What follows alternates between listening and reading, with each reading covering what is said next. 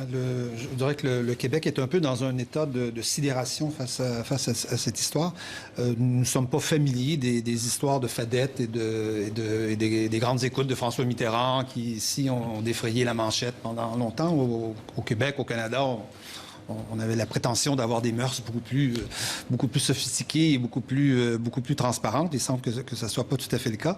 Et là, on découvre qu'un journaliste a été écouté, on a retracé son téléphone portable, un journaliste de la presse, Patrick Lagacé. Et là, qui est connu, précisons-le pour nos téléspectateurs, c'est quelqu'un qui est assez connu, à la télé aussi, les autres journalistes également. Et en tirant la ficelle, on s'aperçoit qu'il y en a 6 autres qui l'ont été. Et on se demande combien, la semaine prochaine, on apprendra combien de journalistes ont encore été écoutés. Donc, il y a une sorte d'état, je dirais, de sidération là-dessus. Le Québec, c'est un endroit où la tradition d'indépendance de la presse est très forte, même que les journalistes, depuis très longtemps, refusent des voyages payés, refusent ce genre de compromis, même les subventions de l'État. Les journalistes québécois sont des journalistes qui votent pour refuser des subventions de l'État aux médias, même qui seraient en difficulté, par exemple, comme le mien.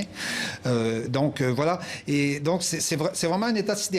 Et je dirais que c'est un état de sidération, d'autant plus que ce scandale survient après ce dont Michel Cormier a fait état un peu, après la grande commission Charbonneau qui a duré 4 ans au Québec, où on a déterré des histoires de corruption, de collusion entre les hommes politiques, de l'industrie de la corruption, même des subventions un peu louches dans le domaine des garderies pour aider au financement de partis politiques. Et on sort de 4 ou 5 ans de ça, où la population était exaspérée à la limite d'entendre parler de ça. Et là, on retombe, on dirait qu'on en reprend pour quelques années.